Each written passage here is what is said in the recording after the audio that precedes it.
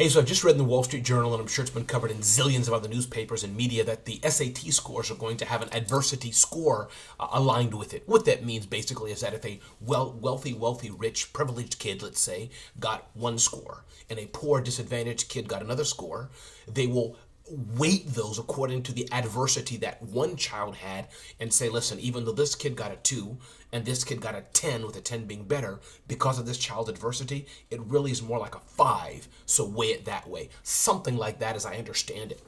I understand what they're trying to do. We need to have diverse cultures, diverse boardrooms, diverse schools, diverse Uber drivers, diverse chefs. Diversity, sure, let's love, and everybody can be diverse. I get it. But here's what I'm totally against. We lower the standards, as it were, dumb down things. Instead of taking people, taking a child, taking a retired professional, taking a stay-at-home mom, taking a dad, whoever it may be, and helping them rise up. I know this is not exactly what the article's about. I get it. But this is what I see is happening, is that we are training our kids to lower their standards. Yes, I grew up where there was roaches. Yes, I grew up where there was trash outside the apartment. Yes, I didn't have a perfect home.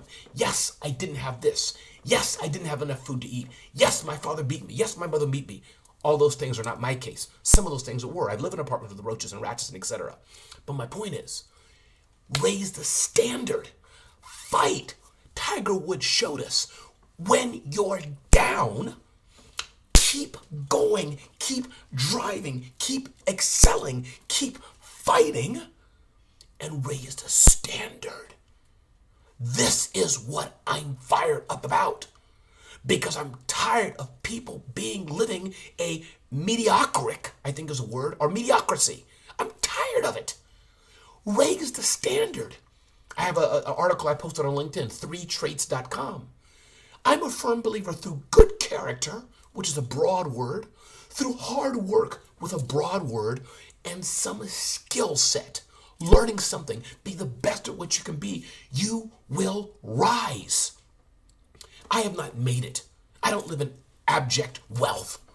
But I must say that I'm blessed to say that as a speaker and the things that I do, many of you watching this know what I do. I'm blessed because it's been very hard work. It's been trying to be the best I can. It's between making mistakes. Yes, there are other speakers all around me, amazing speakers who are more wealth than me, look better than me, make more money than me. I can't help that. I'm who I am with the journey I have. So maybe I'm wrong. I look forward to the comments. Maybe I'll be flamed and called names that have been called my whole life in college for my diction, my grades. But I'm tired of it. It burns me up. And I'll go on and say, I was volunteering at a school, and some girls told me, 3 black girls, 2 in particular, told me, Ramon, we can't be a lawyer, doctor, accountant, etc. because we're black. What they told me is, that's only for white people. With that kind of mindset, that's not an SAT grade. That's not an SAT score that can change it. That's their own mindset. They need the parents, the structures, the mentors in their life, and I'm glad I was one of them, to encourage them to rise to the occasion, to encourage them to advance, to encourage them to grab opportunities and leverage it. It's 2019. This is no longer, I think, the early 1900s or 1940s or 1950s. I read the story about Pepsi. When in other stories we know, the Green Book. Those days are over. Institutional racism in America is gone. Absolutely. There's racism and things go wrong in boardrooms and high levels and in our minds, and we discriminate personally. I get it.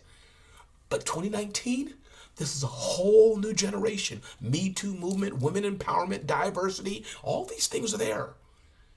So for a young person who doesn't have everything perfect, who doesn't have the money they need, who's from a broken home, who lives in a crappy apartment, who didn't have best internet, yeah, life is not going to be perfect.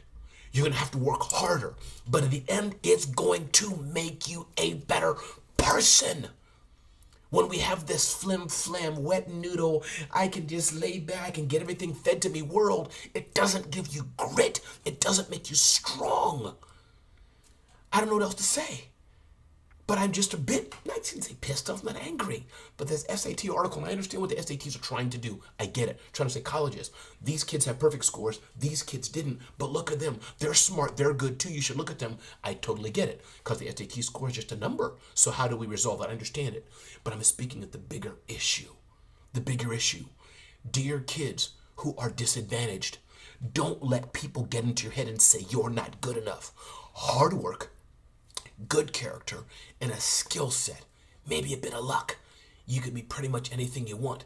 Maybe you won't be the head of Microsoft, but you can be a VP there. Maybe you won't be Elon Musk and make the next Tesla, but you can sure live well. You can live well and have an abundant life. I don't even know what else to say.